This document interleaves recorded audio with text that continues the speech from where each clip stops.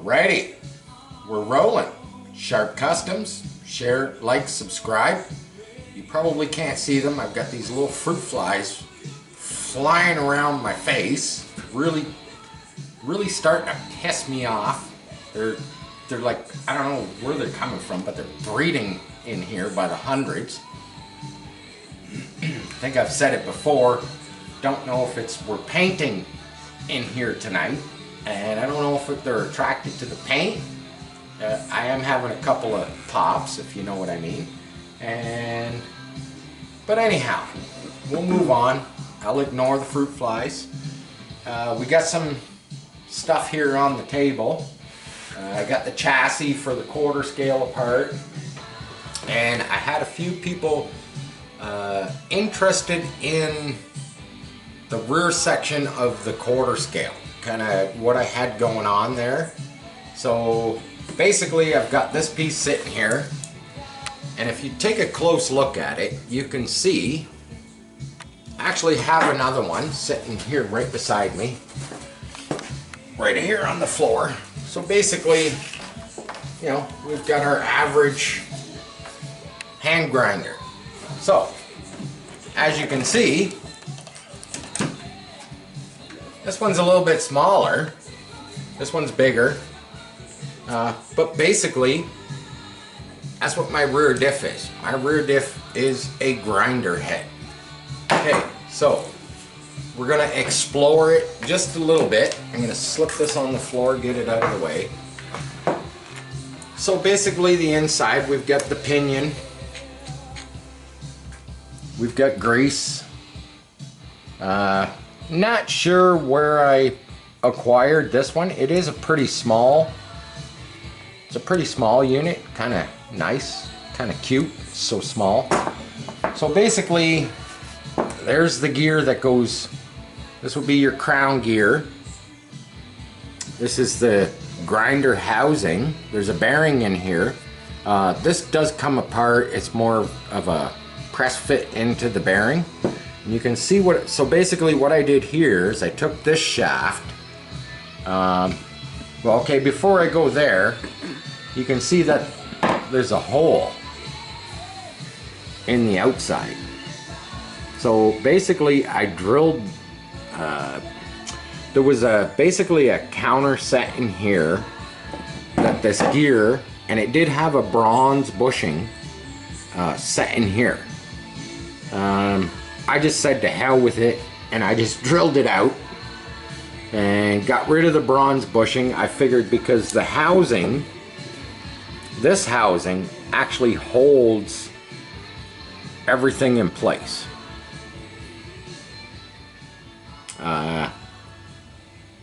Underneath this gear there are some screws underneath there. Maybe that's how it's held in there, but I do know it comes apart because I had to take it all apart to turn it and true it in the lathe when I did my tack welds, before I completely tacked it all up. So basically this gear had a pin sticking out of it. I drilled a hole in this shaft that slipped over the pin, fairly snug fit. Actually had to hammer it on there. The idea was to try and keep it as true as possible. So basically this unit here with the gear, so I took it apart. All these things, they always need maintenance. This was all, it's just grease. It's just grease, but it seems like every time you grease one of these, you know, every little while, you gotta, I just take the grease back out of there. It doesn't really go anywhere. Can't really go anywhere. I guess it does spread around. Yeah, there's some shrapnel in there. Looks like aluminum. So that just slides through. That fits in there. There we go. So technically from here to here we've got our, you know, we've got our grinder back. Now this thing vibrates so much. When I took it apart I'm just gonna screw it back together. But when I took it apart, I was missing 2 screws. I'm gonna guess they're over in the parking lot where I last ran it. Even though I put these in fairly tight, they do have a lock washer, but they're only pushing against this hard plastic material.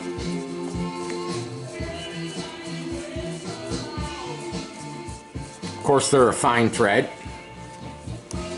I will find some more screws to replace the missing ones.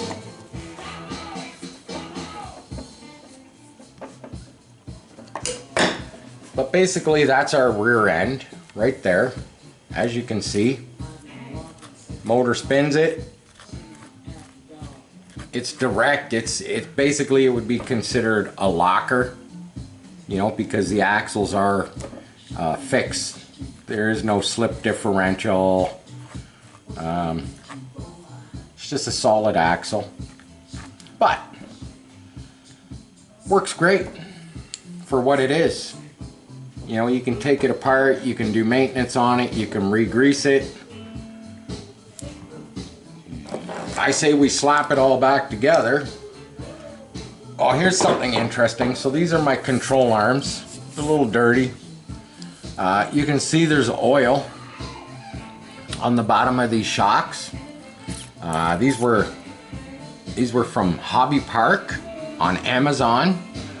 Believe they were for the 1/7 Hoonigan electric all-wheel drive, and you can see the oils come out of them. So I've blown the seals on three of them. I've blown the seals, and basically I don't care that we've blown the seals. They still work as a somewhat of a shock absorber. Eventually all of the oil will leak out of them. Not too worried about that. I am on the pursuit of some different shocks. I did change up the front suspension. That'll probably be in another video. But for now, what we're gonna do is we're just gonna slap this. We're gonna slap this back in the chassis. Kind of want to keep this video kind of short. I did have to make a track adjustment on this rear section where these bolts bolt in. The rear end was a little askew, so that basically this is my drive shaft. It's a piece of the 3/16 square stock. Fits in here. This is basically piece off of a weed eater for the cable, and the same as the front is a piece off of a weed eater for the cable drive. It works pretty slick for what it needs to do. It can pivot. As far as the pivot points, you know what, the suspension really doesn't move that much, so it's not that critical. I don't find I need U-joints like some of the high dollar units. I'm going to pull the chassis up.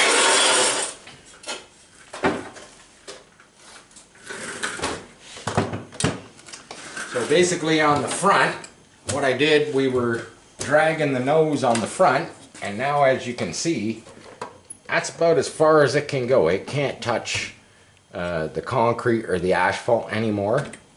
So basically the spindles are kind of like a drop spindle.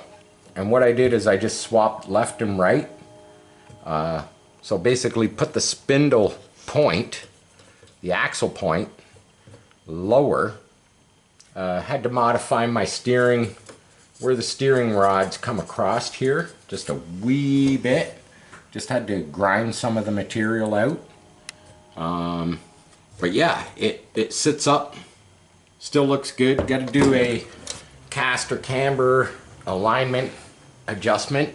I know that kind of sounds funny, because even I think it's funny, because you know, to me it's a big boy toy, and when I talk caster camber alignment, I find it very funny because it's a toy, and it's not like anybody's driving this and they're going to even know if there's bump steer or any weird thing like that, because it's basically a servo driving the wheels.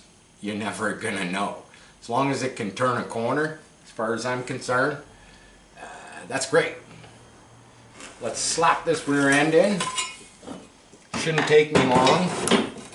Yes, I'm using a jack stand. This is a pretty basic, pretty easy installation.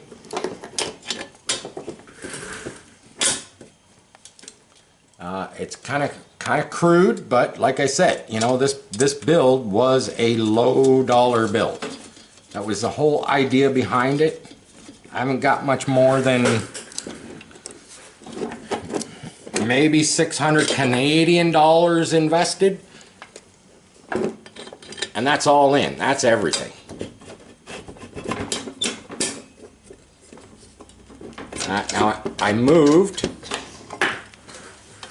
so people are aware, these little tabs. I should have made the trailing arms adjustable so I could move them forward and to the back. I didn't. I made them fixed.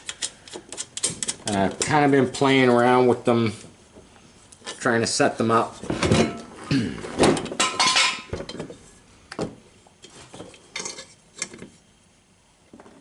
It's a pretty basic, pretty simple setup on all of this. I did have a panhard bar made. The vibration made it fall off. We'll just snug these up. So basically, if I snug up my shock mounts here, the shock mounts actually almost kind of keep it in place and keep it stable. That's how I've actually been running it.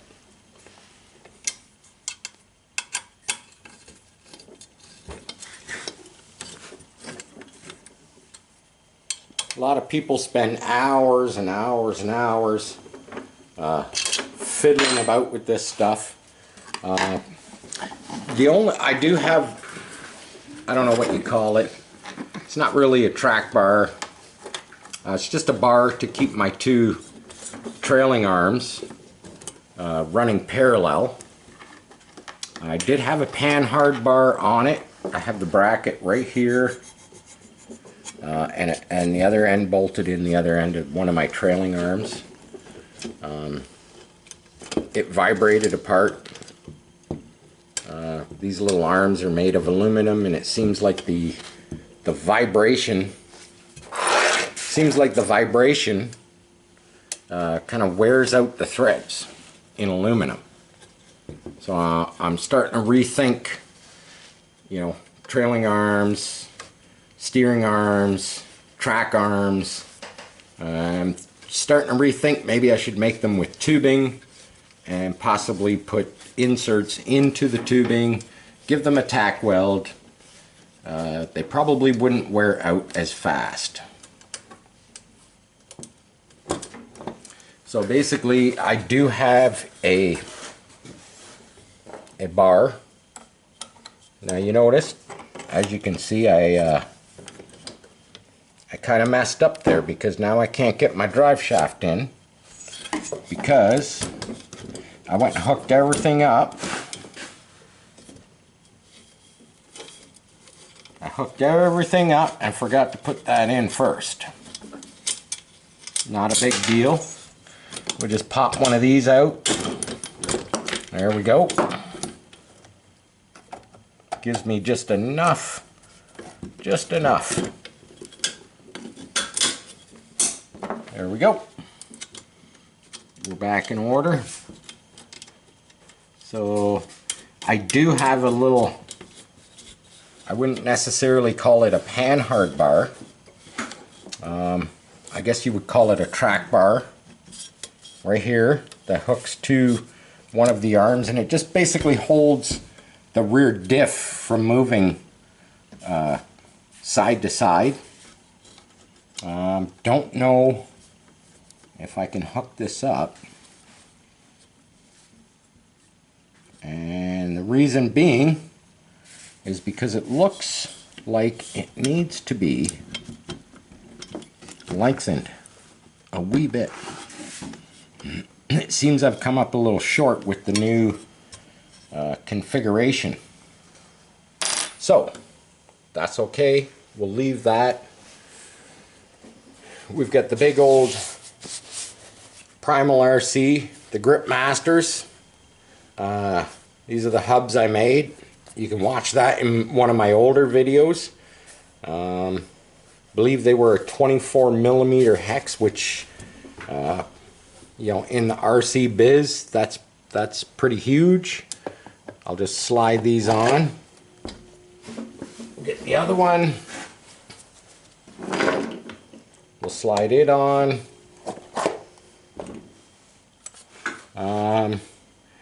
The tracking, the wheel looks very parallel to the frame now, which that's kind of a plus. Like I say, 3 of the shocks, this front shock here is blown out. The seal is blown, it's leaking oil. Basically I've got just this one left side shock that hasn't blown the seal yet, but I can guarantee it's gonna blow. Both rears have blown. I think resetting the tracking of the axle, I moved this little, I don't know if you can see it, but this little tab, I got a little tab here, I'll tip it up.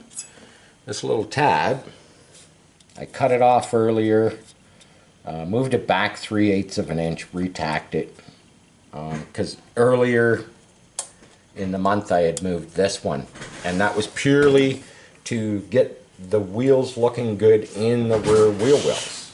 So that being said, everybody wanted to see that kind of cool looking rear differential, and you got to see it. You got to see it all apart, you got to see it put back together. So there, you got to see a little bit of what I didn't show in my earlier videos of the back end of the home built RC, low budget. So until our next video, share, like, subscribe, comment. Love to read your comments, good or bad. Peace. I'm out.